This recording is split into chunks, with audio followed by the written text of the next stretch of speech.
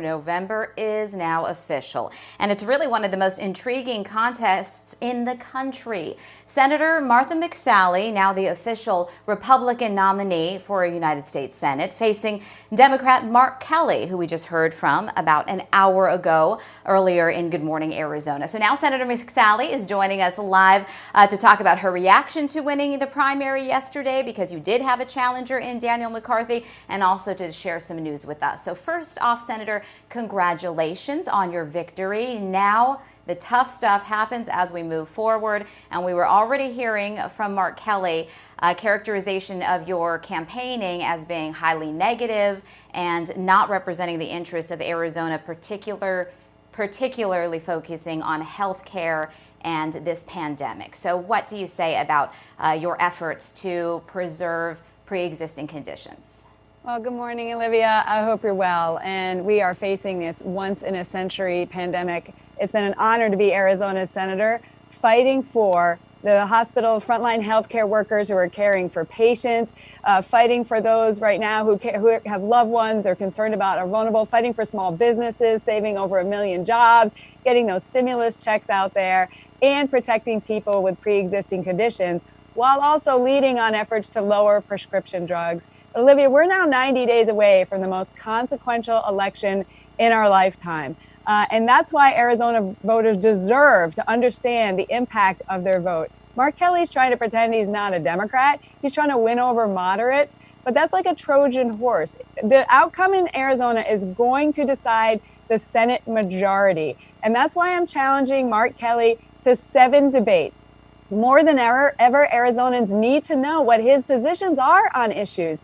And the radical left element of his party is out of step with Arizona. Whether that's defunding the police, cutting our military, raising your taxes, being weak on China, plus Mark Kelly's personal financial entanglements with Chinese companies close to the Chinese government. So there's a lot at stake here. This isn't just about whether you like an astronaut or a fighter pilot.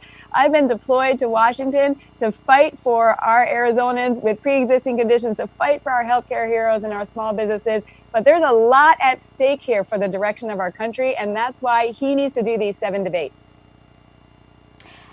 We love to be able to hear our candidates speak directly to each other. So that's great news. Thank you for sharing that with us this morning. The challenge here is you do have a voting record. He does not have a voting record. So I was looking at PolitiFact here because of your new ads about protecting pre-existing conditions, particularly during the pandemic, and how COVID-19 will play into that. And a University of Arizona professor is quoted as saying that your actions, your votes, have been consistent about cutting back those benefits and efforts to repeal the ACA without a clear plan in mind of what to replace it with that really would protect Arizonans who may, in particular, say, get COVID-19. So how does your record match up with what you're promising to do next? Well, Olivia, I am fully committed to protecting people with pre-existing conditions, but Obamacare is not the only way to do that. And we know that Arizonans are out there right now. I meet them every day, even before the pandemic, with pre-existing conditions who can't afford their health insurance, who can't afford their prescription drugs.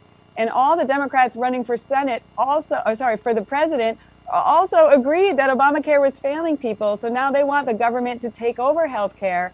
And that will have 170 million people who have on-the-job health insurance losing their health insurance. So we can find common ground that brings the cost down, protects people with pre-existing conditions. And I'm leading on these issues to especially allow prescription drugs costs to come down, taking on big pharma so that people can afford their medicines, especially during this time.